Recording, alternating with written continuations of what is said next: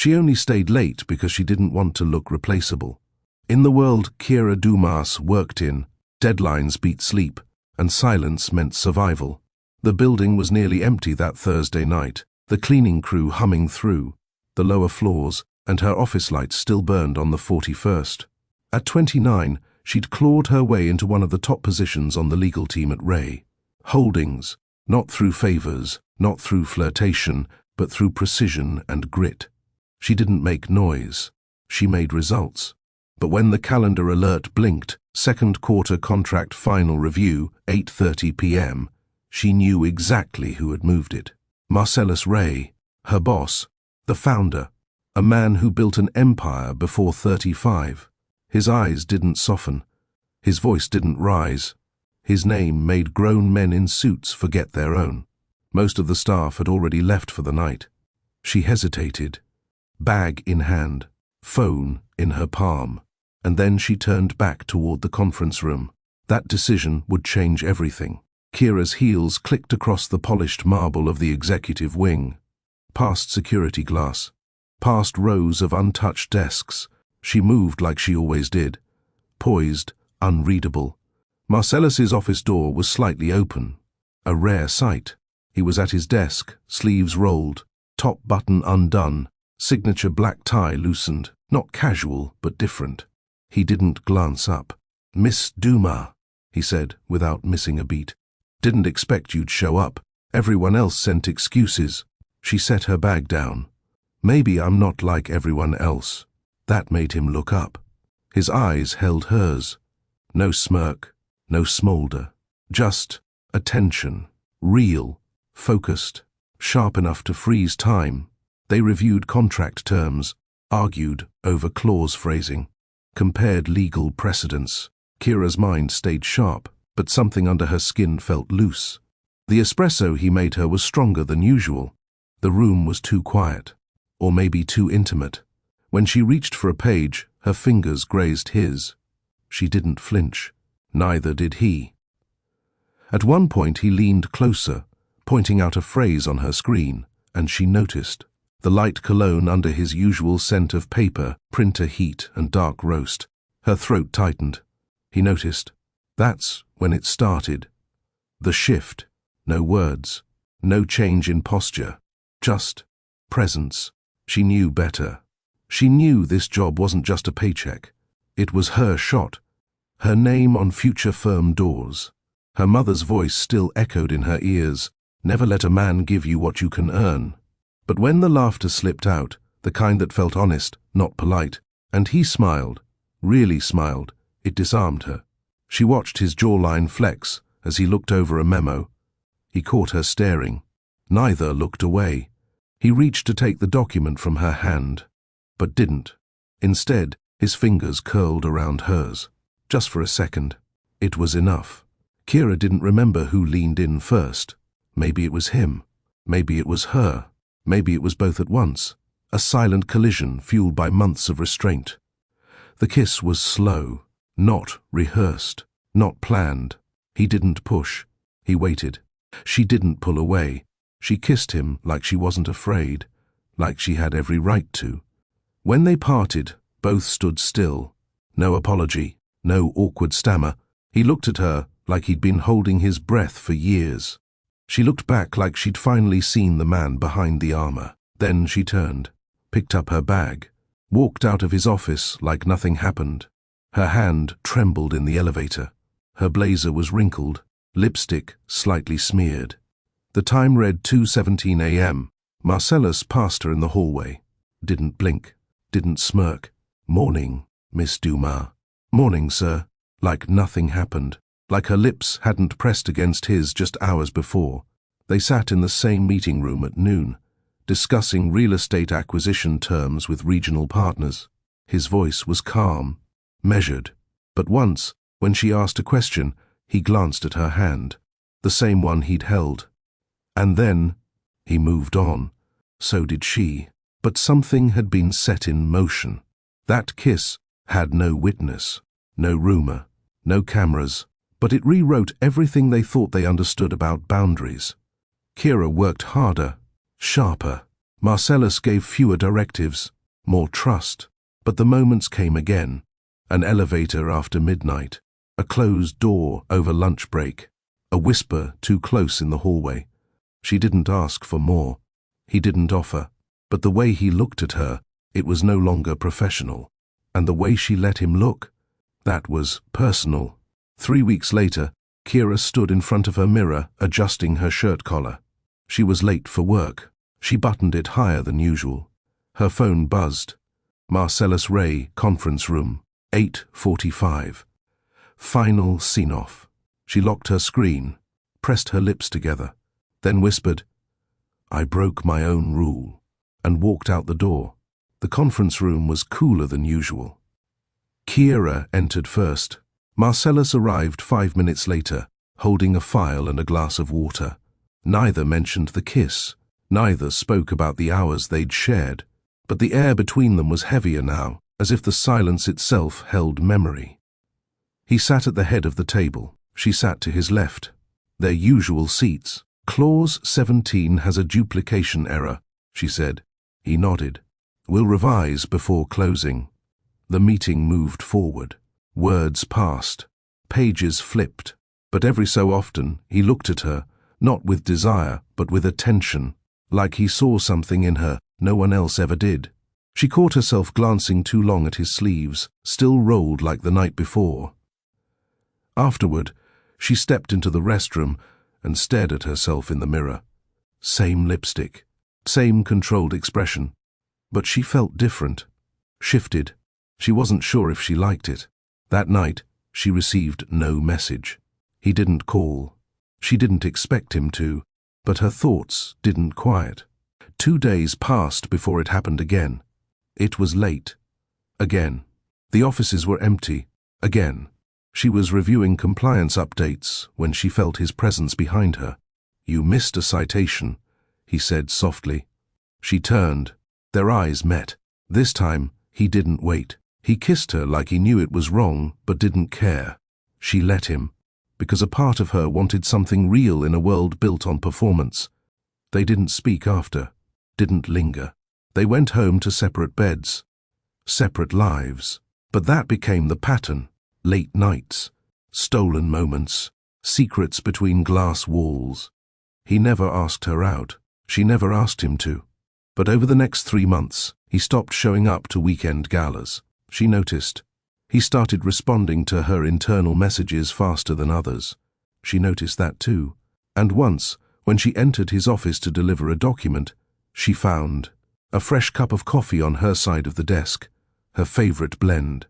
No note, no explanation. She never drank it. But she never threw it away either. At work, nothing changed. Deadlines were hit. Reviews passed. No one suspected a thing. Except maybe Karina, the office secretary. She had a way of looking too long, too knowingly, but she never said anything.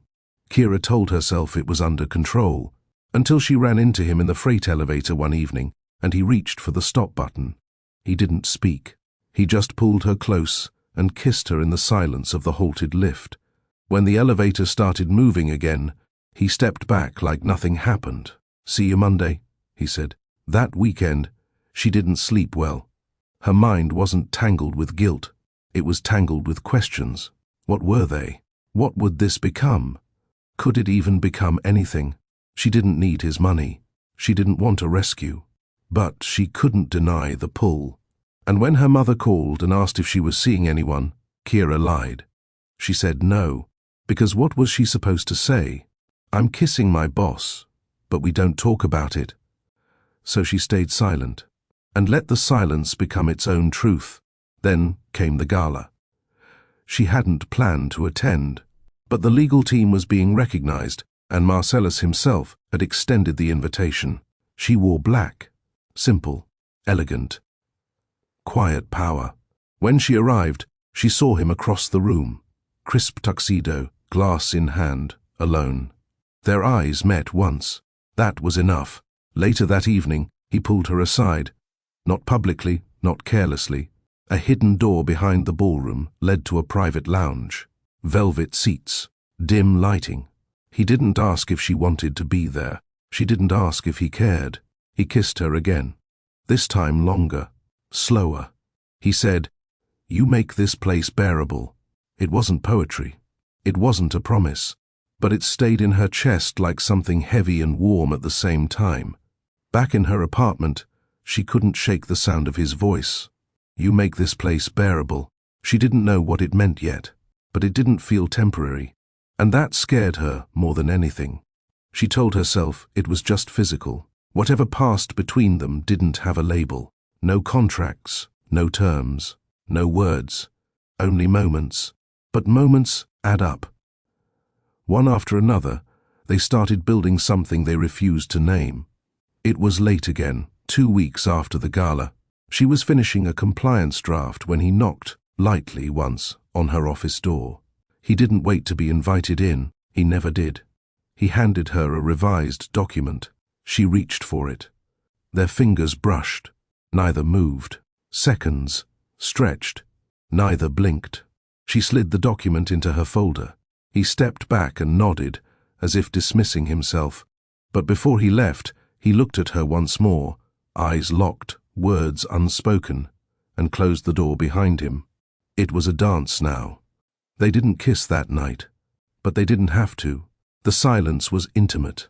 The next day, he passed her a sealed envelope during a board prep meeting. Inside was a single note on company letterhead. 11:45 p.m. My office. Don't knock.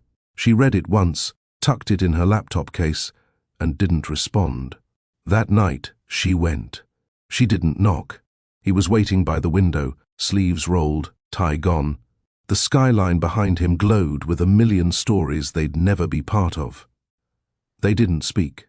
Not at first. She crossed the room, stopped 1 foot away. Then, quietly, "Why me?" He looked at her like he didn't understand the question. "You don't do relationships," she added. "You don't even like people." "I don't like most people," he said, "but I notice the ones who don't try to be noticed." She didn't smile. She kissed him. That night, they didn't rush. They didn't hide. He kissed her like he had all the time in the world, like she was the one thing he wasn't willing to treat like a transaction. When she left just before 2 a.m., he didn't walk her to the elevator. But he did call out, "Lock the side door." She did, and when she stepped outside into the night, she didn't feel like a secret. She felt chosen. The problem was, they weren't in love. Not yet. They were in whatever existed between restraint and release. Kira knew better than to get comfortable. She was still a woman in a man's empire, and women who got too close always had farther to fall. The following week, during a review session, he didn't even glance at her. Professional, crisp, clean lines. But that night, when she walked past his office, she found a fresh bottle of her favorite tea on her desk. No note. Just a quiet reminder, "I see you." She stared at it for a long time, then opened it, and drank it. They didn't touch for 2 weeks after that. The drought felt deliberate. She threw herself into work, earned praise on a compliance audit, broke a departmental record for legal turnaround. Even the COO sent her a personal congratulation, but her mind was elsewhere, and she hated that. She hated that his silence felt louder than any argument. She tried to distract herself, met friends for dinner, joined a new gym even, agreed to attend a networking event her friend Mila begged her to join. And yet, at that networking event, surrounded by eligible professionals, she found herself thinking about him, wondering if he was in his office, if he'd even noticed her absence. That irritated her more than anything. The next morning, she walked into her office to find a sticky note on her computer monitor. "Well done on the audit. You made it look easy. M, just initials. Not a text, not a compliment in public, still private, still intimate." Later that day, she ran into him in the elevator. Just the two of them. She stood on the left. He didn't speak. Neither did she. But the air in that box was so thick with unspoken weight, she swore she could hear both their hearts racing. When the elevator stopped on the 31st, she stepped out. He didn't. But before the doors closed, he muttered, "Dinner. Friday." No question mark. No tone of command. She didn't turn. She didn't say yes. But she showed up. The restaurant wasn't flashy. A tucked-away Japanese place near the financial district. No paparazzi. No menus. Just quiet, low light, and hot tea. He was already seated when she walked in, back straight, suit pressed, phone flipped face down. She sat across from him. He didn't say hello, neither did she. They ate in near silence. Halfway through the meal, she finally asked, "Do you treat all your lawyers this way?" He looked at her. "You're not just a lawyer." She blinked. "Then what am I?" He didn't answer. But later, in the car, he pulled her hand into his, held it, softly, like something precious. She didn't pull away. And that's when she realized the worst part of it all. She didn't want him to answer. She didn't want to define it. Because the moment she did, it would be real. And real things break. So they kept it undefined, unspoken, but growing, like a fire they refused to name, hoping no one else would smell the smoke. Kira wasn't naive. She knew how office rumors started. A glance held too long. A shift in seating during meetings. One too many private consultations. They hadn't been caught, but that didn't mean people weren't guessing. She caught glimpses of it sometimes. A look from Karina, the receptionist, held a little too long. Whispers that stopped the second she walked into the break room. Once she passed by the accounting floor and heard her name spoken in a tone that wasn't admiration or envy. It was suspicion. But there was no proof, nothing concrete, and she made sure it stayed that way. Still, it was getting harder to hide, especially when she found herself memorizing his schedule, especially when he started attending team meetings he'd normally skip, only to leave without a word after catching her eye. They hadn't talked about what they were. They hadn't talked about stopping either.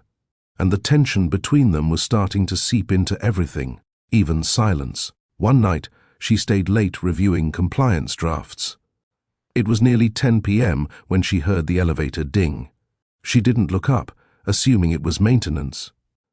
But the footsteps were too measured. She turned. It was him. Marcellus walked in without a word, closed the door behind him, and leaned against it. They stared at each other for a moment. Then he said, "You're overworking again." She raised a brow. "You checking on everyone's hours now?" "Just yours." She leaned back in her chair. "Because you're concerned for my health?" "No." He stepped closer. "Because when you're here," he said, "I can breathe." Her lips parted, but no words came. He stood over her now. The air between them pulsed with heat. "Still," she asked, "is this really going to work?" "Define this," he said. "Exactly." He reached down, brushed her knuckles with his. "You want me to say it?" he asked. She didn't respond, because she didn't want words. Words made things real. Words could be used in meetings, in HR reports, in gossip.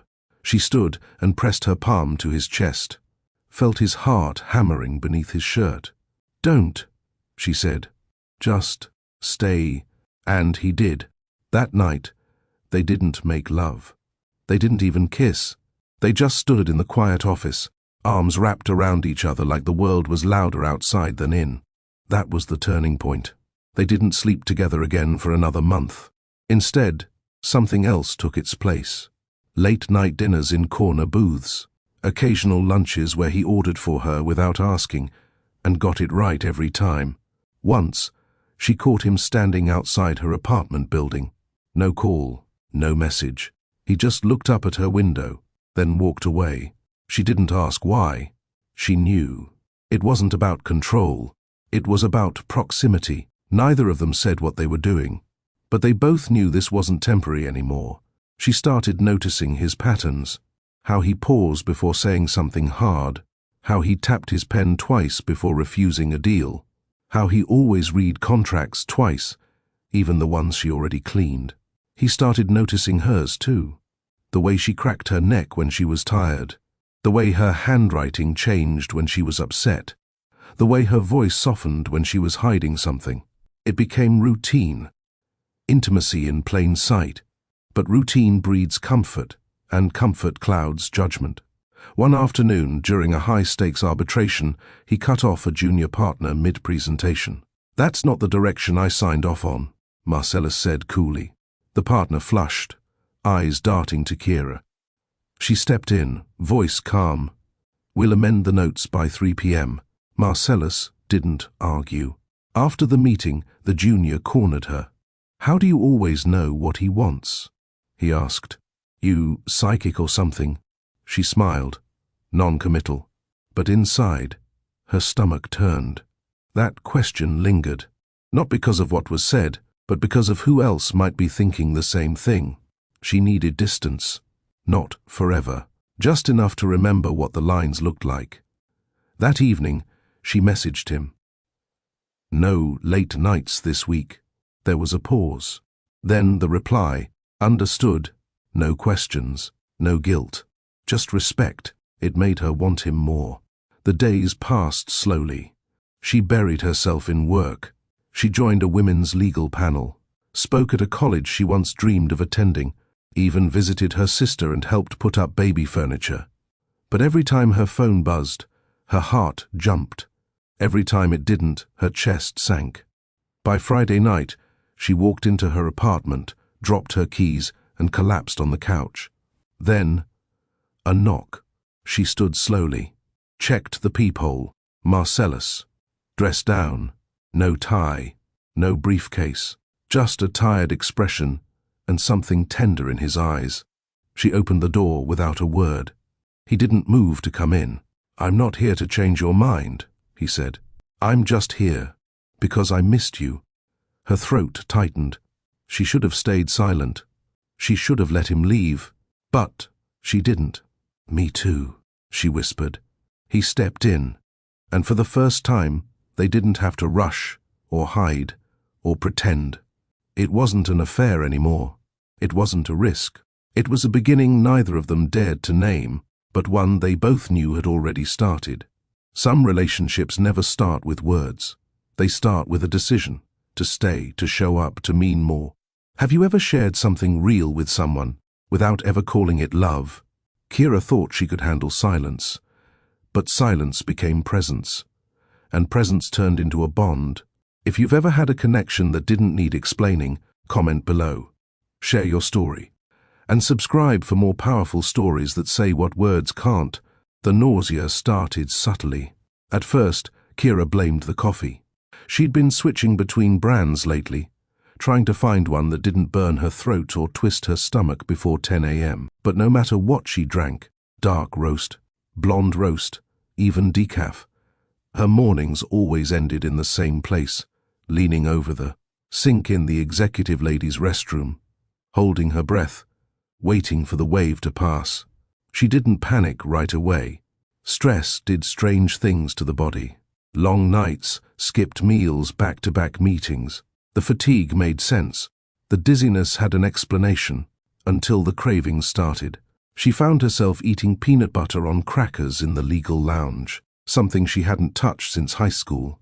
She asked her assistant to bring salted pretzels during their weekly team prep and didn't realize she'd eaten the entire bag until Marcellus walked in mid-sentence and raised an eyebrow. "You okay?" he asked. She nodded quickly. Just needed a snack. He didn't push, but he watched her too closely after that. Later that day, she excused herself from a compliance call and went to the nearby pharmacy. She picked up toothpaste, face wipes, and almost as an afterthought, a 2-pack of pregnancy tests. She shoved them into her bag like they were contraband. She waited until late that night. Her apartment was dark, the city quiet outside her windows.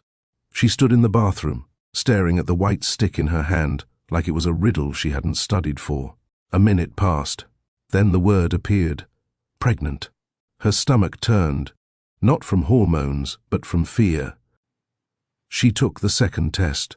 Same result. The third came from a different brand, also positive. She didn't cry. She didn't scream.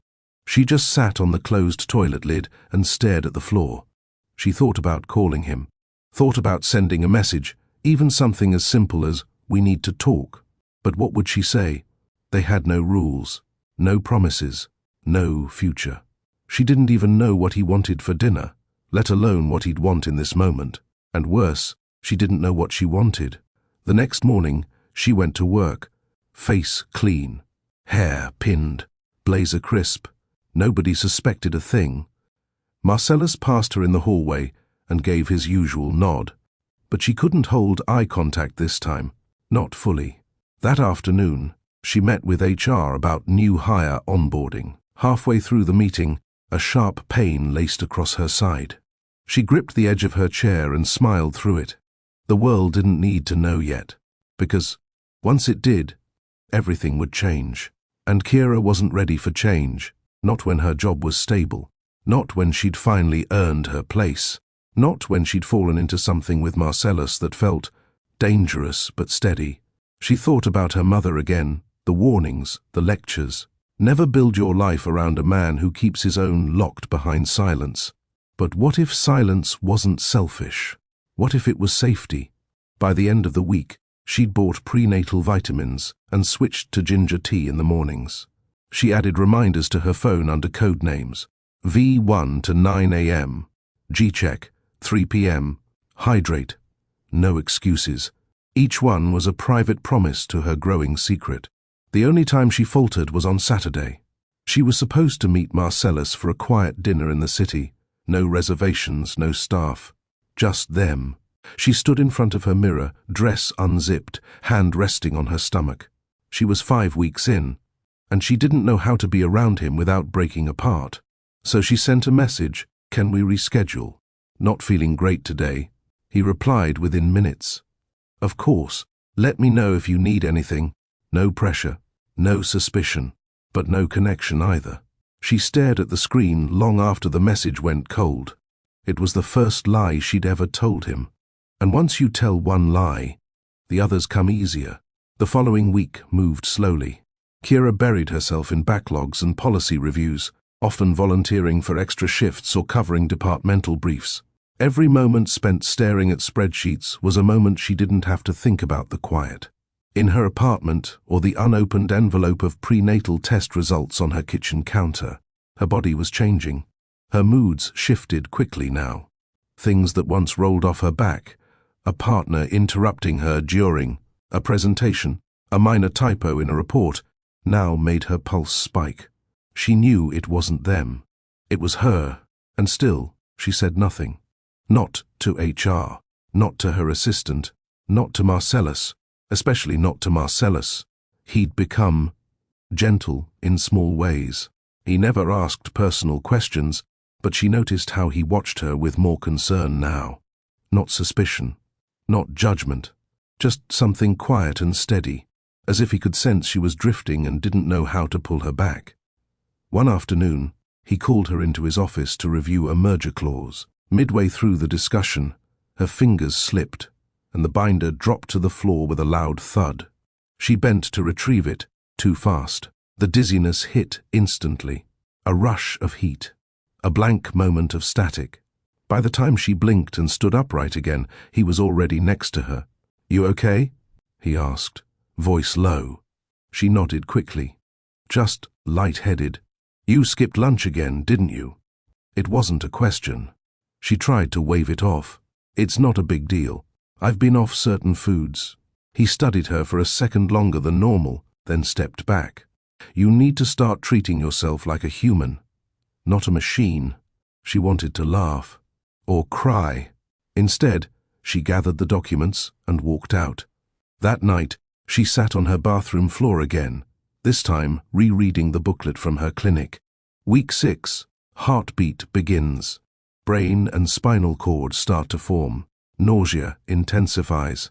She placed a hand over her stomach. There was no bump, no outward sign. But something real was happening, and she couldn't carry it alone forever. Still, every time she imagined telling Marcellus, her chest tightened. Would he see it as betrayal? Would he accuse her of ruining what they had? Would he shut down, emotionally, or worse, professionally? She'd seen men do worse over less.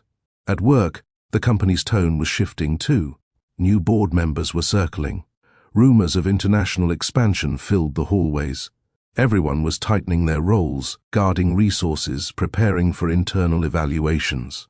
It wasn't a safe time to reveal anything. And so, she didn't. Instead, she learned how to hide better, wore looser blouses, started arriving earlier and leaving slightly later to avoid bumping into Marcellus in elevators. She even cancelled their scheduled walk and review Friday meetings and asked to move them to Zoom. He didn't question it. But one evening, he sent her a message. "Everything okay?" She stared at it for nearly 10 minutes before typing, "All good. Just a heavy quarter." His reply was simple. "If that ever changes, you know where to find me." She read that line again and again, and something inside her cracked, because he wasn't pushing, he wasn't demanding. He was offering a door, but she was too afraid to walk through it. That weekend, she went shopping alone for baby vitamins and belly cream. She paid in cash, avoided eye contact with the pharmacist. On her way out, she passed a family, a young couple with a stroller and a toddler bouncing beside them. The woman looked tired. The man was laughing at something his daughter said. For the first time, Kira allowed herself to imagine a future, one with warmth, laughter, sticky hands on glass tables and mismatched socks in hallway baskets. And for the briefest second, she pictured Marcellus sitting on the floor, holding a tiny baby girl in a soft pink blanket. The image made her breath catch in her throat. She didn't know if she could ever give that to him. She didn't know if he would even want it. But the consequence had already arrived, growing slowly, and whether he was ready or not, he would have to face it. The collapse didn't come with a warning. It came on a Tuesday morning, in the middle of a contract review. Kira had barely eaten breakfast, a single slice of toast and half a cup of tea before nausea cut her off. She told herself she'd grab something later. She always did, but later kept moving further away. She walked into Marcellus's office with a thick binder and a tired smile, determined to act normal. He glanced up from his desk. "You're pale," he said immediately. "I'm fine." He stared at her a moment longer, then stood. "We can do this later." "I'm already here," she insisted, voice sharper than intended. "Let's just finish." He didn't argue. She opened the binder, turned to the flagged sections, and launched into her summary. Clause 19C, arbitration delays, termination timelines. Her voice was steady, but her hands trembled slightly over the pages. He noticed. Still, he let her keep going. Minutes passed. The room was quiet except for her voice and the occasional rustle of paper. Then came the heat, a wave that started at her chest and rose like fire into her neck. Her vision blurred. The words on the page swam. She blinked hard, swallowed, gripped the table's edge. "Aye," she said, and collapsed. Marcellus was out of his seat in an instant. "Kira." He caught her before she hit the floor, dropping to his knees with her in his arms. Her skin was clammy, her breathing shallow, her head rolled toward his shoulder. He shouted for help, called down to security, but no one came fast enough, so he carried her, down the hall, past stunned assistants, into the executive lounge. He laid her gently on the long couch and crouched beside her, his palm pressed against her forehead, then her cheek. "Breathe," he whispered. "Come on. Breathe." She stirred, barely. Her eyes fluttered open, and the first thing she saw was him, on his knees, sleeves rolled, panic tightening his jaw. "I'm fine," she murmured. "You're not. I just skipped breakfast." He didn't believe her. "Should I call someone?" he asked. "No. Don't. Kira, I'm pregnant." The words left her lips before she could stop them, and then the room fell still. No air moved, no clocks ticked, no footsteps passed the door. Only silence, pure and heavy. Marcellus didn't speak, didn't shift, didn't even blink. She sat up slowly, brushing hair back from her face, avoiding his eyes. "I didn't tell you because I didn't want to complicate things." His voice was low, controlled. "How far along?" "Almost 8 weeks." He stood and walked to the far side of the room, hands in his pockets, back to her. She watched the tension ripple through his shoulders. "I'm not asking you for anything," she said. "I know. I'm not trying to trap you." He turned, sharp. "Don't say that." She swallowed. "I can do this on my own." "I know that too, but I won't lie to my child." He stepped closer. "Is it mine?" "Yes." Another pause. "Are you keeping it?" "Yes." He nodded, just once, then sat beside her, not touching, not looking, just breathing. "I never planned for this," he said quietly. "Neither did I. But it's real now." She nodded. "It is." He rubbed his jaw, staring at the coffee table like it held answers. "This doesn't change how I see you." She turned to him. "Are you sure?" He looked up. "I don't say things I'm not sure of." And for the first time in weeks, she believed him. Marcellus had always known control. It was how he built his empire, through structure, decisions backed by logic, and removing emotions from negotiations. But sitting beside Kira now, hearing the words "I'm pregnant" from the one woman who had quietly disarmed his life, his structure cracked. She wasn't crying. She wasn't pleading. She was sitting upright, steady, proud. A woman who clearly didn't need him, but chose to tell him anyway. And that choice carried weight. "I didn't want to tell you like this," Kira said, her voice softer now. "Not on your office couch, not after collapsing in front of half the staff." He gave a dry exhale, part laugh, part surrender. "Yeah, not exactly how I saw the quarter going either." She smiled faintly, then wiped the corner of her mouth, where a smudge of lipstick had blurred during the fainting spell. He noticed everything. Her breath, her hands, the way she pressed her knee to the edge of the cushion, like she was ready to stand and run. "I haven't told anyone," she added. "You planning to?" "I don't know." Marcellus leaned forward, elbows on his knees. "Do you want to keep working here?" "I was going to resign," she said quickly, almost apologetically. "Next month." His eyes darted to hers. "Not because of the baby," she added. "Because I didn't want to wait until it got obvious. I wanted to leave on my own terms. No whispers, no headlines." He didn't interrupt. He let her finish. "I never wanted to be someone whose career ended in a glass office over a personal mistake." "That's what you think this was?" he asked. Her gaze held his. "Do you think it wasn't?" He didn't answer right away. "I think it was real," he finally said. "Maybe it started wrong, but it was real." She swallowed, then nodded. "I don't regret it. Neither do I." Silence settled again, but it wasn't cold. Kira pulled her blazer around herself and stood, a little unsteady but determined. "I'll finish the transition files before I go," she said. "I'll tell HR this week. You don't have to leave." "I do." "Why?" "Because I need to know who I am outside of your shadow." That landed like a stone between them, not meant to hurt, but to be understood. He nodded, slowly. "I'll respect that," he said. She took a step toward the door, then turned back. "But I need something from you. Anything. When the time comes. I want you to be honest with her. No games, no coldness. If you can't be present, say it. If you want to be there, show it." He stood, met her halfway.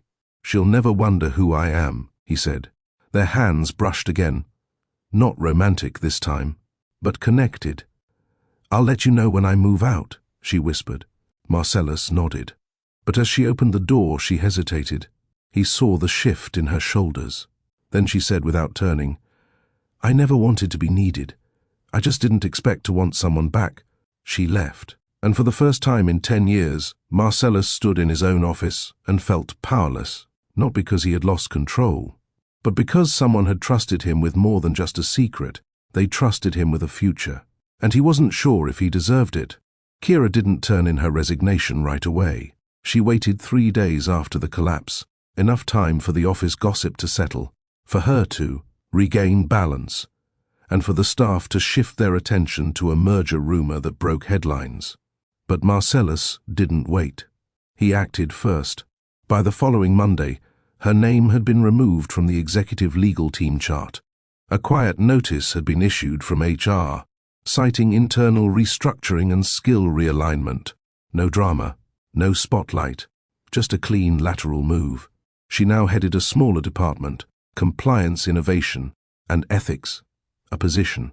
That sounded important, but sat 3 floors down, far from the main boardroom. No one questioned it. No one dared. But Kira knew what it was. A shield. A way to move her out of the center quietly, without making her feel erased. Marcellus had done it to protect them both. Still, it stung. She packed her office at dusk. No one lingered. Her assistant handed her a small box of essentials and said nothing, just offered a quiet hug. The walk to the 38th floor felt long. She stepped into a smaller room with older chairs, 1 window, and no espresso machine. She smiled anyway. It was her space now. She placed a framed photo of her and her sister beside the monitor and sat at her new desk. A second later, her email dinged. From Marcellus Ray, subject, "Let me know if you need anything." No body text, no sign-off.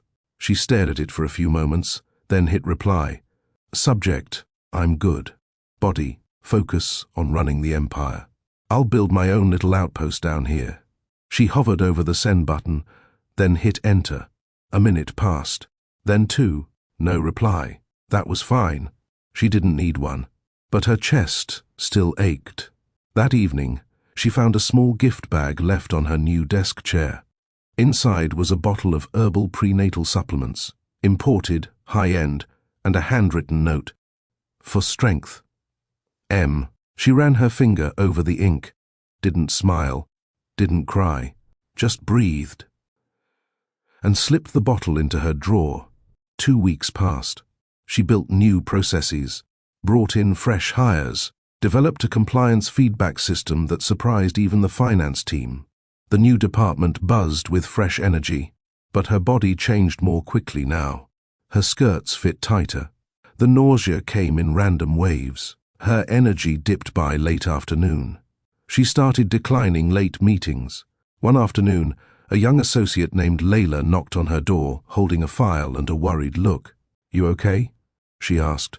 "You've been quiet all day." Kira nodded. "Just tired." Layla hesitated, then said softly, "My sister's pregnant." I recognized the look. Kira froze. They stared at each other for a beat too long. "I won't say anything," Layla added. "I just wanted you to know, if you ever need someone to cover for you, I'm here." Kira let out a breath she didn't know she was holding. "Thank you." She wasn't used to kindness without price tags. That night, she walked past Marcellus's office on her way out. His light was off, but she knew he was there. She could sense it. She almost knocked. Almost, but didn't. Instead, she went home, made soup, held her belly under the soft light of her kitchen, and whispered, "We're going to be okay," even if he never came downstairs again. Marcellus watched from his office window as Kira crossed the parking lot below, her silhouette lit only by the glow of streetlights and the soft haze of city air. She walked slower now. He could tell, not out of fatigue, but out of caution, awareness, like someone carrying something delicate the world hadn't earned the right to see.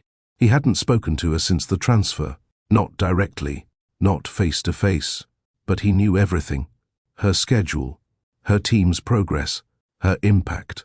He read her departmental reports himself, not because he didn't trust his analytics team, but because reading her words was the closest thing he had to hearing her voice again. She hadn't texted, hadn't called. He respected it, but it gnawed at him. He used to believe distance was discipline. Now it felt like exile. And exile, he was learning, didn't feel like strength. It felt like failure. Downstairs, Kira had found a rhythm that surprised her. Her new department, smaller, less watched, had turned into a quiet powerhouse. She built structure fast. People followed her, not because she demanded it, but because her calm, confident presence made others feel safe. Inspired, her team adored her, even the cynical ones. Layla brought her ginger tea without being asked. Trevor, a junior associate, began showing up early to prep her notes. Interns gravitated to her like she carried answers they couldn't Google. She didn't let them get too close, but she didn't push them away either. Not like she used to. Pregnancy had a strange way of reshaping her identity. It wasn't just the cravings, though those came with vengeance. Cold cereal, cinnamon toast, crunchy grapes. Some days, she'd eat 3 different meals before noon and still feel unsatisfied. Other days, even toast turned her stomach. But the biggest change was internal. She was growing into someone she hadn't expected to meet, softer, slower, but sharper. Her mind wasn't just focused on policies and deadlines anymore. It thought about safety, space, kindness. It thought about her daughter. Yes, she'd begun calling it that in her head. Daughter. And sometimes, in the quietest moments before sleep, she'd place a hand on her belly and whisper, "He doesn't know you yet, but he will." One Thursday afternoon, she walked into the executive lounge to retrieve a misdelivered package and found Marcellus already there. He stood near the window, a paper cup in one hand, his other resting casually on the back of a chair. He didn't look surprised to see her. She didn't flinch either. Their eyes locked, and time folded in. For one breath, it felt like everything stilled, the fluorescent hum, the hallway murmurs, the weight of their unresolved history. "New floor suits you," he said, breaking the silence. She raised an eyebrow. Smaller windows, but a better view. "Different," she said. He nodded. He stepped back, allowing her space to pass. She walked to the counter, collected the envelope with her name on it, then turned to leave. But he wasn't finished. "You've done more in 3 weeks than most do in a year," he said. She didn't smile. But something shifted in her voice. "You noticed?" "I never stopped." Her fingers tightened around the envelope. She turned to him fully, brows lifting. "You placed me down there to protect the company?" she asked. "Or to protect yourself?" His answer came without hesitation. "Both." The honesty didn't offend her. It confirmed what she'd suspected. He still saw her, understood her, respected her too much to lie. "I'm not your mistake, Marcellus," she said. His jaw flexed, but his eyes softened. "I know, and she won't be either." He didn't ask who she was. He didn't need to. For the first time, he let his eyes fall to her belly. There wasn't much to see, just a slight curve beneath her blouse. But he stared at it like it was the only truth that mattered. "I want to be involved," he said. Kira felt her throat tighten. "I don't know what that means yet," she replied. "I'm not asking you to define it now. I'm not ready. I'll wait." She exhaled. "Don't make promises you'll abandon." "I'm not promising you anything," he said. "I'm asking for the chance to prove it." She studied him for a long moment. Then she pulled something from her folder and handed it to him. A regular envelope, slim and white. He opened it cautiously. Inside were compliance notes, just as expected, but taped to the back was a small sonogram photo, black and white. Blurry, but unmistakable. She watched him as he stared at it. His hand didn't tremble, but his breath hitched. He didn't look at her. He didn't speak. He just stood there, a man known for billion-dollar deals and boardroom dominance, undone by a grayscale photo of a child the world hadn't met yet. When he finally looked up, his voice was different, low, fragile. "She's mine?" Kira nodded. "You're sure?" She met his gaze. "Yes." He nodded slowly, as if his entire system was rebooting. Then she said, "You can start by showing up, quietly, consistently." "I can do quiet," he said. She raised a brow. "Since when?" He let out a dry laugh. "Since you—" And just like that, they both smiled, small, cautious, but real. For the first time since the collapse, they stood as something new. Not lovers, not strangers, not yet a family, but something close, something possible. And for now, that was enough. Kira moved out of her old apartment on a sunny Saturday morning. She packed the boxes herself. No movers, no friends, just her, a rented van, and the slow realization that she was no longer the woman who walked.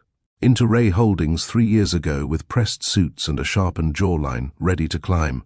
This version of her wore a cotton shirt over stretched leggings, hair pulled into a low bun, stomach rounding under the fabric, and a calm she hadn't felt in years. Her new place sat on the edge of the city, quieter, smaller, with large windows and a balcony that faced the river. She chose it for the light, the trees, and the park, 2 blocks away. It wasn't glamorous, but it was hers, and more importantly, it would be her daughter's first home.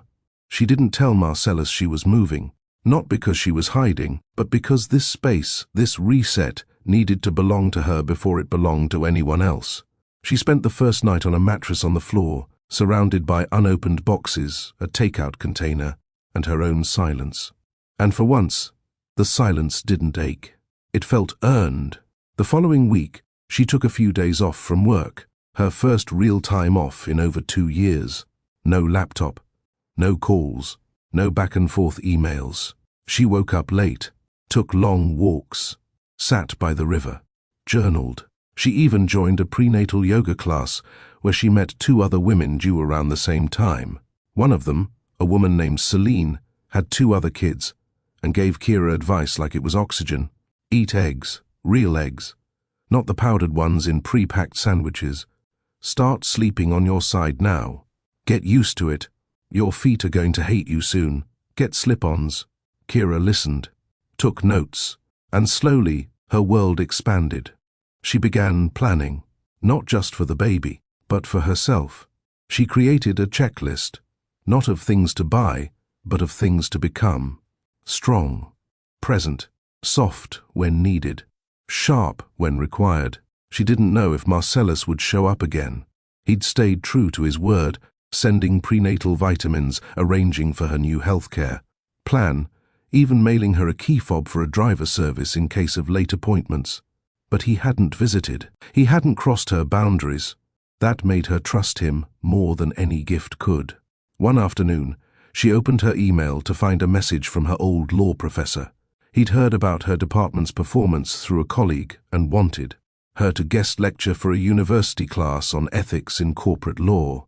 She nearly declined, but then she remembered who she used to be, the girl who sat in that professor's class dreaming about changing systems, not just surviving in them. So she said yes. When she walked into the classroom 2 weeks later, 7 months pregnant, and steady on her feet, the students sat a little straighter.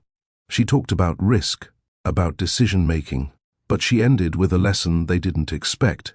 Power isn't always about position. Sometimes it's the choice to walk away when silence serves no one. Sometimes it's standing still when everything pushes you to run. They clapped longer than she expected.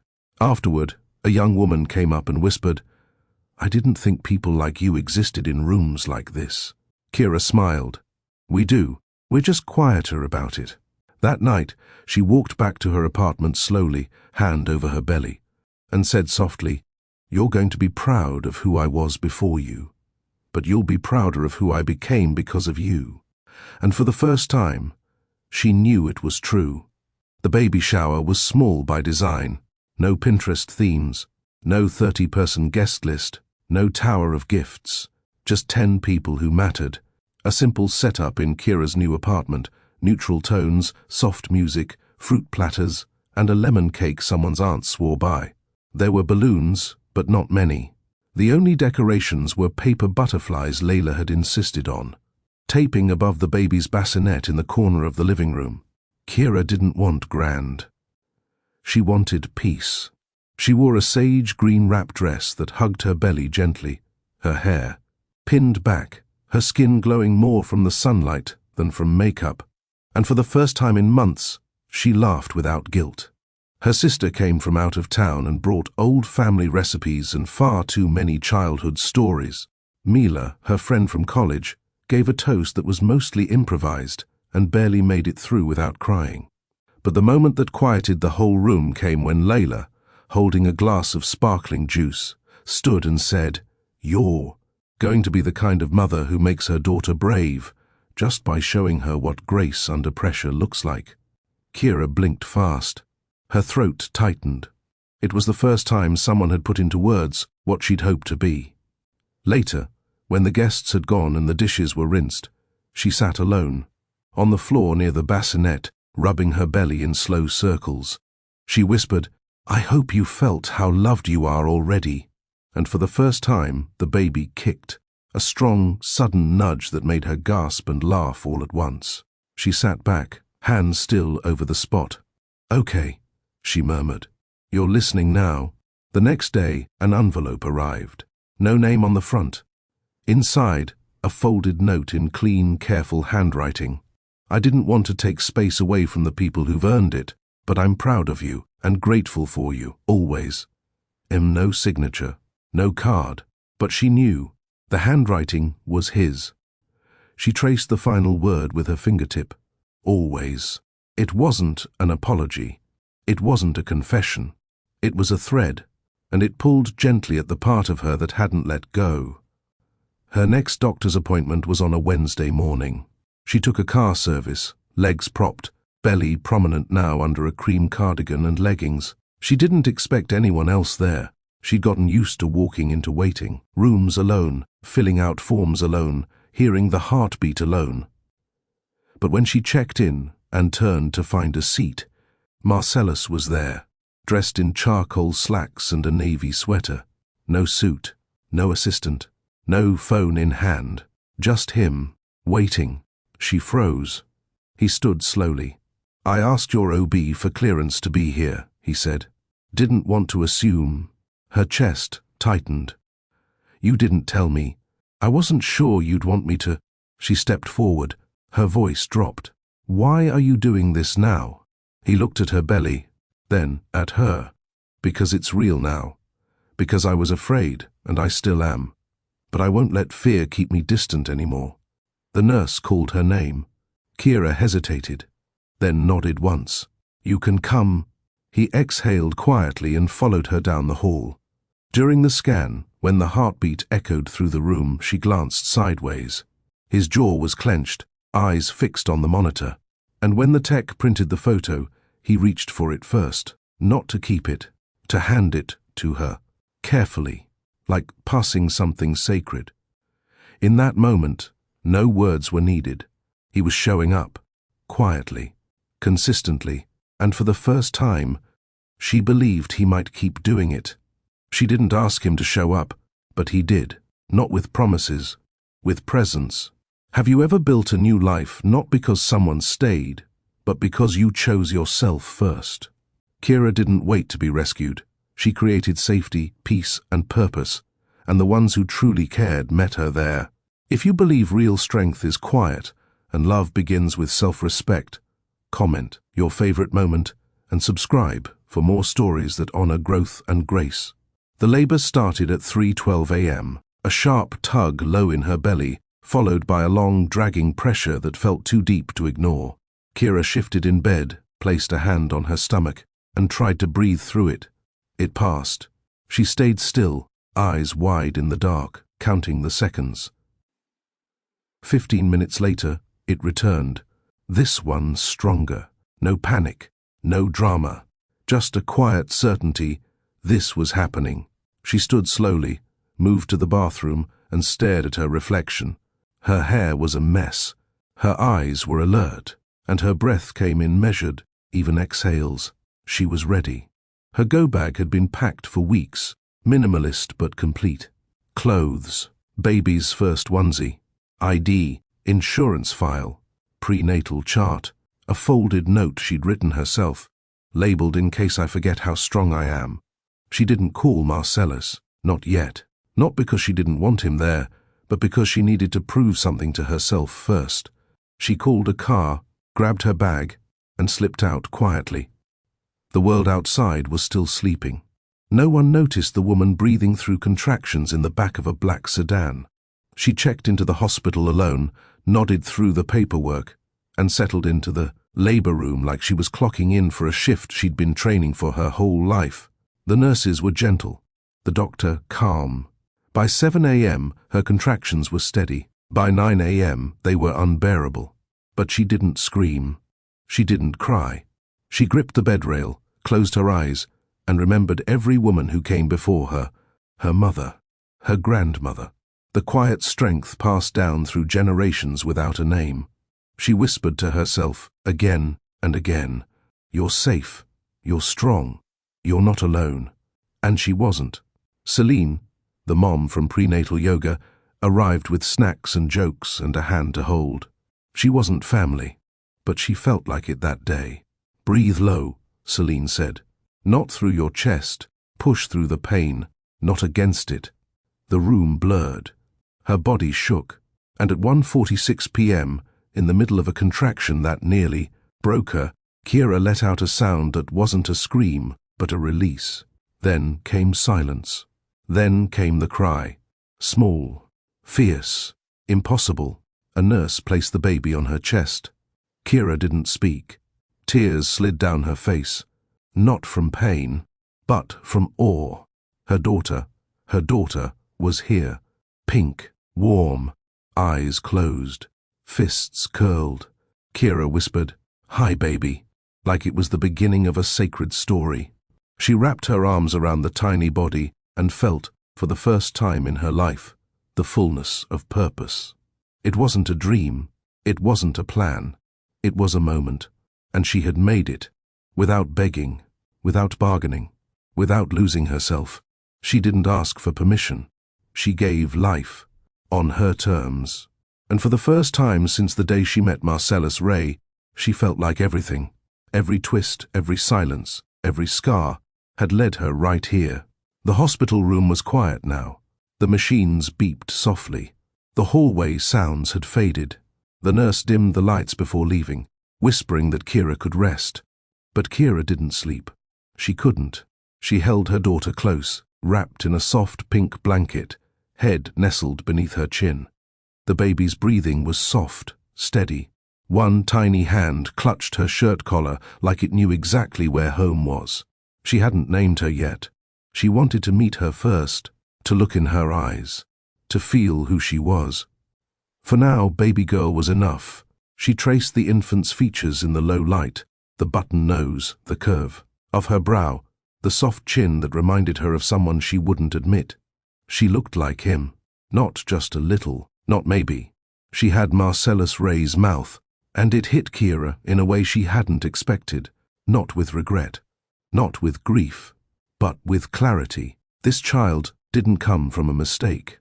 She came from a moment, a truth, a decision, one that still scared her, but no longer owned her. Kira shifted in bed, cradling her daughter tighter. She glanced at the phone on the nightstand. She hadn't called him, still hadn't told him. She'd almost done it twice, once during a contraction, when her voice broke in a way she thought would shatter her pride, and again in recovery, when the nurse offered to contact a partner. But both times she stopped herself, because she didn't want to call out of weakness. She wanted to call with intention. She wanted him to hear her voice not as a demand, but as an invitation, only if he was ready, only if he meant it. A soft knock interrupted the silence. She looked up. A nurse stepped in, holding a small delivery box. "Miss Dumas?" "Yes." This was just dropped off, from the front desk. No note. She took it carefully. Inside, a pale yellow stuffed bear and a folded piece of cream paper. No name, no handwriting, just a quote. "You didn't need me to cross the finish line, but I hope I can still walk beside you from here." Her throat closed. No signature, but the words were him. She didn't know how he knew. Whether Celine told him. Whether he'd guessed the due date and waited for a call that never came. Whether he simply sensed the shift the way he always sensed her, even before she spoke. She reached for her phone, paused, then typed a message. "She's here."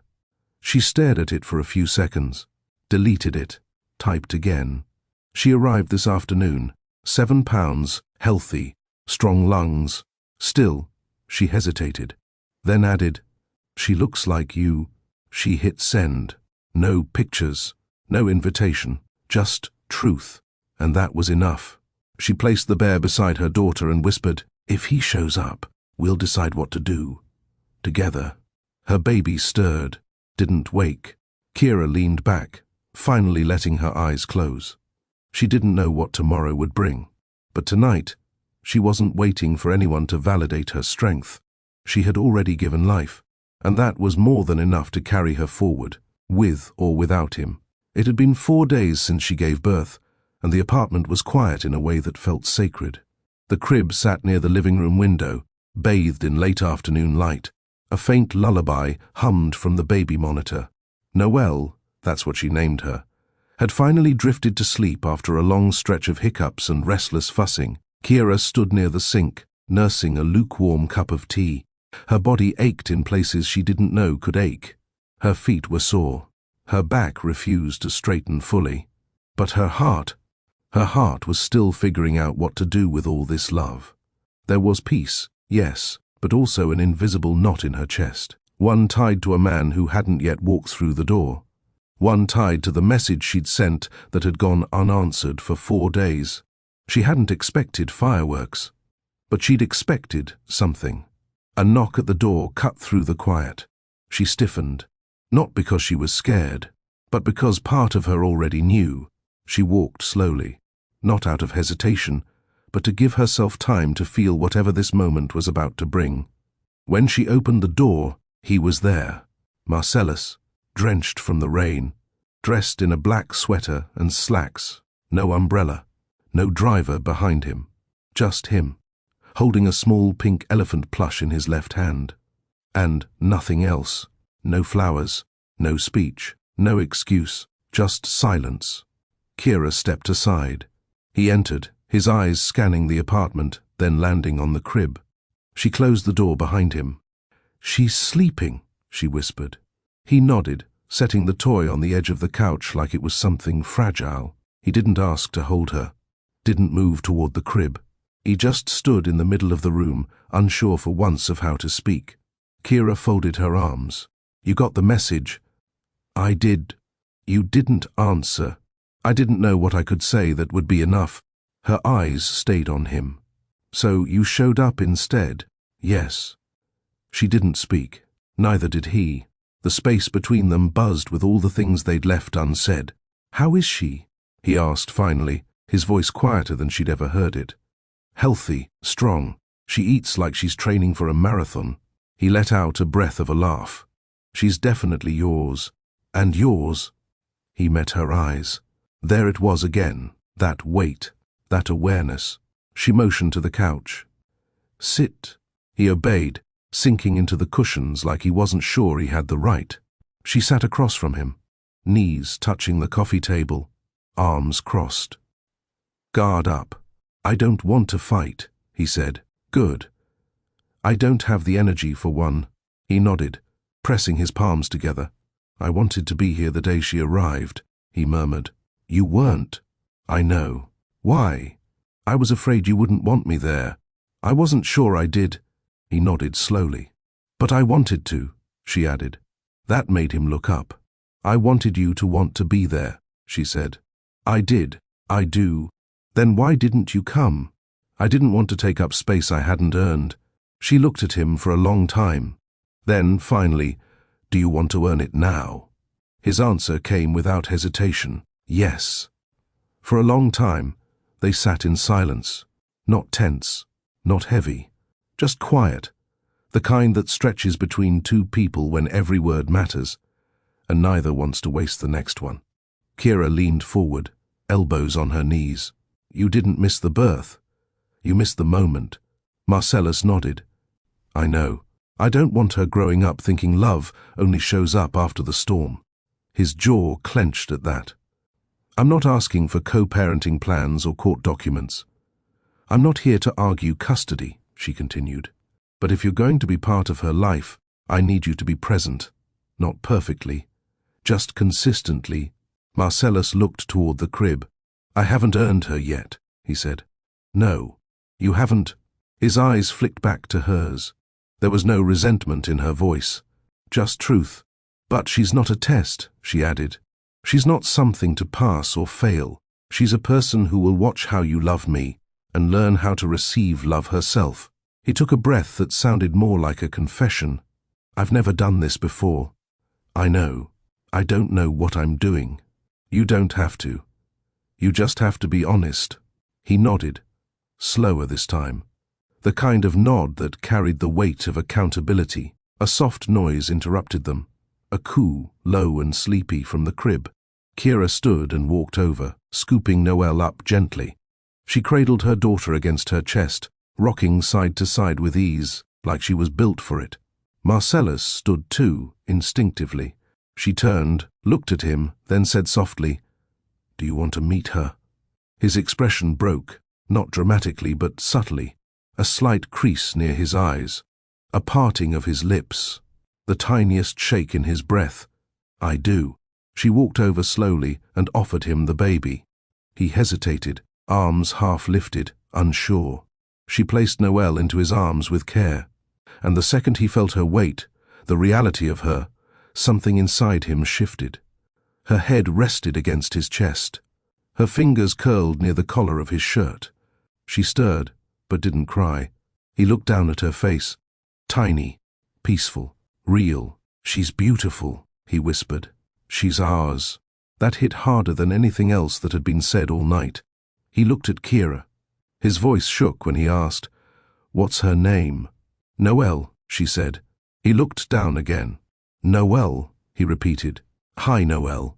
The baby made a soft hum, and his heart shattered and rebuilt itself in the same breath. "I want to be the kind of man she's proud to claim," he said, eyes still on the baby. "Then start here," Kira said. "Not with promises, not with plans. Start with presence." He nodded again, slower this time. He sat back down, still holding Noelle, and for the first time in years, Marcellus Ray didn't feel like the CEO of anything. He felt like a man learning how to stay. Kira sat beside him, close but not touching. She didn't need to, because in that moment, with their daughter in his arms and no more lies left between them, he had finally arrived. Marcellus came back the next day, not with flowers, not with gifts, just himself, standing at her door at exactly 8 a.m. with fresh coffee in one hand and a pack of diapers in the other. "I didn't know the brand," he said. Kira took both without a word, stepped aside, let him in. He moved quietly through the space, taking in the rhythms of her morning. The way she bounced Noelle gently while pouring tea, the way she spoke softly into the baby's ear between feeding shifts, the way she moved slower now, but with more certainty. He didn't interrupt. He just watched, and when she finally handed Noelle over with a tired sigh, he didn't freeze like last time. He took her with confidence, cradled her, supported her neck, let her grip the collar of his t-shirt with her tiny fingers. Kira sat across from him, watching. "I didn't expect you to show up again so soon," she admitted. "I wanted to prove I wasn't just moved by the moment," he said. "I want to be a rhythm, not a highlight." She raised a brow at that. "Did you rehearse that?" "Twice," he said, then smiled. She didn't return it, but her shoulders softened. Later, while Noelle napped, he asked where things stood with her job. "They've already started discussing my leave," she said. "And no, I didn't ask them for anything. HR just did what they were supposed to do, quietly, and afterward, I'll return if I want to. I don't need them to hold a seat for me." Marcellus didn't argue. He knew she meant it. And he liked that about her, that she didn't bluff, didn't ask for permission to be powerful. He'd always thought he respected strength in others. But watching her now, tender, exhausted, in sweatpants and no makeup yet, still composed, he realized strength didn't always come from power plays. Sometimes it came from holding life with one hand and your identity with the other, and never letting either slip. "You're good at this," he said, not looking up from the bassinet. "I'm learning." "We both are." She nodded once. "You're more patient than I thought," she said. He smiled. "Noelle brings it out of me. I didn't think you had the capacity." I didn't either. It wasn't flirtation, it was fact. That afternoon, she let him stay while she took a nap. The first real nap she'd had in days. No timers, no hovering. When she woke, Noelle was still asleep, curled against his chest, his eyes heavy but alert. "You didn't put her down." "She didn't want to be," he said. And Kira stood in the doorway, watching them, one hand over her mouth, a rush of feeling. flooding her chest, gratitude, fear, affection, maybe even the beginning of forgiveness. He looked up and said, "She sighs in her sleep. Like you." Kira turned away, just for a second, just long enough to wipe her eyes. He didn't mention it, didn't call attention to her tears. He just kept holding their daughter, steady, quiet, and present. Marcellus began coming over regularly, not on a set schedule, and never announced with grand gestures. He simply started showing up, Monday mornings with fresh produce, Wednesday evenings with clean bottles and warm hands, Saturdays with folded laundry and small talk that never pressed too far. It wasn't about fixing things. It was about being there. He asked questions, small ones at first. What Noelle liked. How often she fed. When she started sleeping a little longer between cries. What made her smile. He listened closely, wrote things down. He learned how to hold her without letting her head wobble. How to heat her milk just right. How to rock the bassinet with one foot while reading aloud softly from a paperback legal thriller that Kira had once teased him for liking. He didn't try to win her over. He tried to understand. And in that, he began to earn something deeper. Trust. Kira still held her distance, though. She didn't pretend the past hadn't happened. She didn't forget the months of silence, the days she'd navigated appointments. Alone, the labor she endured without hearing his voice once. But she acknowledged the present. And he stayed in it. One afternoon, as she changed Noelle's onesie, Marcellus stood nearby, folding baby blankets on the couch. The sunlight through the blinds made the room glow with warmth. Kira looked up and said, "I didn't expect you to adapt this fast." He gave a quiet shrug. "It's the only role I've had in a long time where I can't control the outcome. I'm trying not to ruin it." She gave a half smile. "You're not ruining anything." He looked at her, really looked. There was no tension in her jaw today, no strain behind her eyes. "You're different now," he said. She arched an eyebrow. "In a good way." "In every way." She didn't answer right away. "Then, so are you." He paused, then walked over and gently kissed Noelle's forehead while she napped in her crib.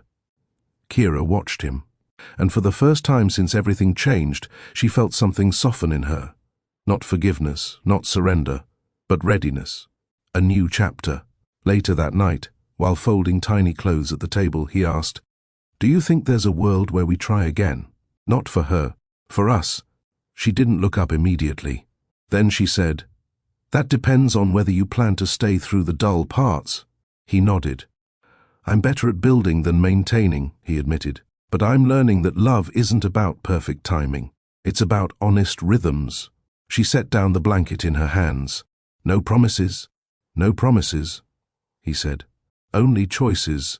Then we'll see." He didn't press, didn't push. But when he left that night, he kissed Noelle's cheek and said, "Night, baby girl." Then turned to Kira and said softly, "Good night, and thank you for letting me begin again." When the door closed behind him, she stood in the hallway for a long time, hand on her stomach, eyes on the door, and for the first time in a long time, she didn't feel like she was waiting for him to come back. She felt like they were finally walking forward at the same pace. The first snow of winter fell without warning. It didn't swirl or storm. It settled, slowly, quietly, blanketing the city in a hush that made everything feel softer. Buildings stood still. Horns quieted. Streetlights flickered against the cold, catching flakes in their glow like tiny stars falling from a steel sky. Inside her apartment, Kira stood barefoot by the window, Noelle balanced on her hip. Her daughter's small fingers tapped at the glass, eyes wide with curiosity as she tried to follow the silent ballet outside. "She likes snow," a voice said behind her. Kira didn't turn immediately. She didn't need to. She knew that voice now, warm, low, steady even in its hesitations. "She's never seen it before," Kira replied. "Maybe she thinks it's magic." She's not wrong. Marcellus Ray stepped forward, mug in hand, wearing grey sweatpants and a fitted black thermal shirt, the most relaxed she'd ever seen him. His usual armor, the suits, the starch, the silence, had started peeling off. Not all at once, not completely, but enough to let something else show through. "Do you want some tea?" he offered. Kira nodded. "Thanks." He passed her the mug gently. She adjusted Noelle, cradling her in one arm and taking the cup with the other. Their fingers brushed. Nothing dramatic, nothing spoken, but the touch lingered. 4 weeks had passed since he first knocked on her door, holding that soft pink elephant. 4 weeks of quiet rhythms, of breakfasts made before she woke, of bottles prepped without being asked, of a man who once ruled boardrooms now learning how to warm milk at 3 a.m. He hadn't moved in, not fully, but he was here every day, and more importantly, every night she needed him, he stayed. He didn't make declarations. He didn't label things. But he showed up, in ways that couldn't be faked. He learned which blanket calmed Noelle fastest, which white noise track made her drowsy, which drawer Kira kept her painkillers in. He moved through her space with care, never assuming, always adjusting. He asked before doing anything. But he never waited long to act once she nodded. Some nights, Kira would wake and find him already rocking Noelle back to sleep. Other times, she'd catch him standing in the hallway, watching the baby monitor like it held secrets he needed to learn. And he was learning, not just about fatherhood, but about partnership. That morning, as the city hushed and snow muffled the world, Kira said quietly, "Noelle has a doctor's appointment today." Marcellus glanced at her. "Checkup. 6-month shots." He hesitated. "Do you want me to come?" She studied him. He wasn't offering out of guilt. He wasn't asking to impress her.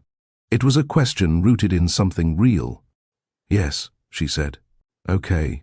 They dressed quickly, bundled Noelle in a plush pink coat, tucked her into her car seat and headed out.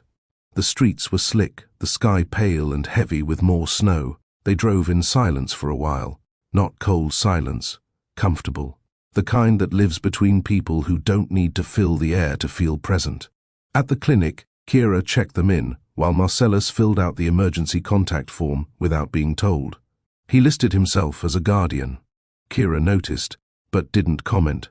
In the waiting room, he bounced Noelle gently on his knee, making soft whooshing sounds that made her giggle.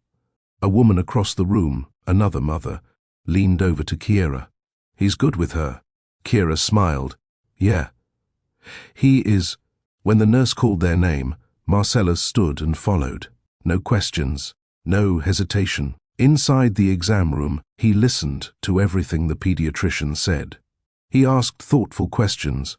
He held Noelle's hand during the shots, even as her tiny face crumpled in a cry. "She's growing perfectly," the doctor said. Marcellus turned to Kira. "Of course she is. Look who her mother is." She laughed, softly, genuinely, the first real laugh between them in days. After the appointment, they stopped at a nearby cafe. The place was quiet, warm, and smelled like cinnamon and baked apples.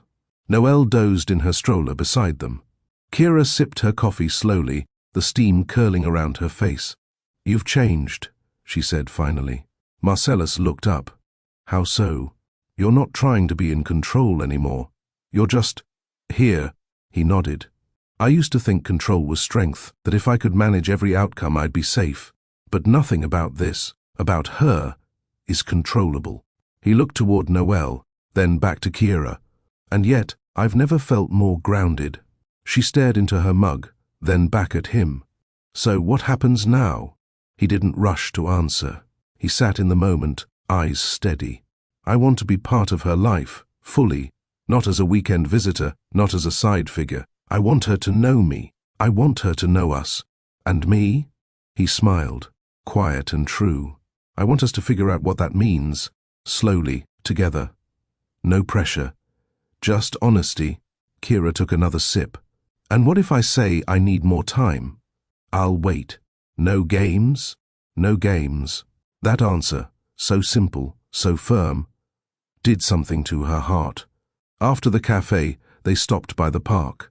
The snow was thicker now. Children laughed in the distance. Noelle, awake again, kicked her feet in delight at the brightness around her. They found a bench, wiped off the snow, and sat. Marcellus held Noelle up so she could try to catch a snowflake in her palm. "She has your curiosity," Kira said. He chuckled. "She has your resilience. She has our stubbornness." Marcellus turned to her, expression soft. And that might be the best part. They sat like that for a while, not needing to solve anything. Just being, letting the world fall silent around them. Back home, as night fell, Marcellus didn't rush to leave. Kira handed him a baby blanket as he rocked Noelle to sleep, her tiny body melting into his chest. "Want to stay?" she asked. He looked up. "Do you mean for tonight? I mean, don't leave tomorrow morning either." His eyes searched hers, not for assurance, for permission. She gave it, in a nod. Noelle stirred in his arms. He kissed the top of her head. Kira reached over and gently brushed hair from his forehead. For the first time, they weren't rushing or hiding. They weren't pretending. They weren't balancing between love and restraint. They were trying, genuinely, softly, together. And outside the window, snow kept falling, covering everything they once feared, everything they'd survived, covering it all with quiet grace. 3 weeks passed. Marcellus stayed, not because he had to, not because Kira asked, but because he wanted to. Every morning, he folded Noelle's onesies like they were suits. He learned to swaddle from YouTube tutorials. He memorized lullabies and sang off-key with no shame. The transformation wasn't loud or flashy. It was quiet, solid, consistent, just like love should be. They didn't label what they were. They didn't need to. But every touch, every shared glance, every quiet laugh at 2 a.m. when Noelle refused to sleep, it built something undeniable. One Thursday morning, Kira woke to the smell of toasted bread and soft jazz playing from the speaker on the kitchen counter. She walked in to find Marcellus wearing an apron, bouncing Noelle in one arm while flipping French toast with the other. She froze at the doorway, watching. Marcellus glanced over, smiled. "She likes the saxophone," he said, nodding toward the speaker. "And I think she prefers cinnamon over vanilla." "You're spoiling her," Kira said, smiling as she stepped closer. "I'm trying to," he said. "I'm trying to spoil both of you." That sentence, it sat deep in her chest for hours. Later that afternoon, he stood in the hallway with his laptop, pacing. Between calls, while still keeping an eye on Noelle's nap timer, Kira leaned against the doorway, arms folded. "You never talk about work anymore." Marcellus glanced over. "I do enough of that during the day. I mean, you don't talk about it with me. Like before." He paused. "Do you miss that?" She shrugged. "Not really. I just noticed it." He set the laptop down. "I guess I stopped wanting to impress you with my deals. I'd rather show up here, real, flawed, trying." Kira's throat tightened. She nodded slowly and turned back to the living room. That night, after putting Noelle down, they sat on the couch with mugs of warm tea. Kira shifted closer. "Marcellus, what do you want from this? Us?" He didn't hesitate. "Peace." She blinked. "I've had power, Kira. I've had respect. I've had control. But peace?" He exhaled. "That was never in reach until I stepped into this apartment." Silence. Then her voice, soft. "And what if I'm scared? What if I still don't trust that this won't fall apart?" He reached for her hand, held it, firm but gentle. "Then we go slow. We build trust, not rush it. We raise Noelle together. And if it takes years, I'll still be here. You promise?" He leaned forward. "I'm not going anywhere." The next week, she caught a cold. Nothing serious, but she felt worn out. Marcellus ran warm baths. He made soup. He read baby books out loud so she could rest, even though Noelle barely understood a word. When Kira dozed off on the couch, she woke to find a handwritten note on the coffee table. "I never knew love could be quiet. Thank you for teaching me. M." By the end of the month, something shifted between them. It wasn't dramatic. No sudden proposal. No speech. Just a new way of being. Marcellus started referring to the apartment as home. He moved a few more things in. Left a spare key by the door. asked Kira if they should find a bigger place, not for him, but for Noelle's future. He held her more often, kissed her longer, stayed up late, listening when she needed to talk. Sometimes they just laid in silence, their fingers intertwined, no rush to speak. It was real. It was slow. It was theirs. One Sunday evening, as they sat watching Noelle sleep, Kira whispered, "Do you ever wish it started differently?" Marcellus looked at her. "No, because if it started any other way, I might have missed you." She smiled, tears in her eyes. "I think I love you," she said. He cupped her face, rested his forehead against hers. "I know," he whispered. "I've been loving you for a long time." They kissed, not rushed, not needy, but certain. The kind of kiss that didn't ask questions, only gave answers. And outside the window, the snow had melted, replaced by early spring rain tapping against the glass. A fresh season, a new chapter. And this time, they weren't running. They were staying, together. Some consequences don't arrive with drama. They arrive quietly, with baby steps, soft hands, and a knock on the door when you least expect it. Kira didn't chase love. She didn't beg for it. She stood firm, built peace, and chose herself first. And when love was ready, it showed up. No spotlight, no promises, just presence. If you've ever built something real from broken pieces, if you believe love isn't loud, it's loyal. If you know what it means to walk away from comfort to protect your own peace, then this channel is for you.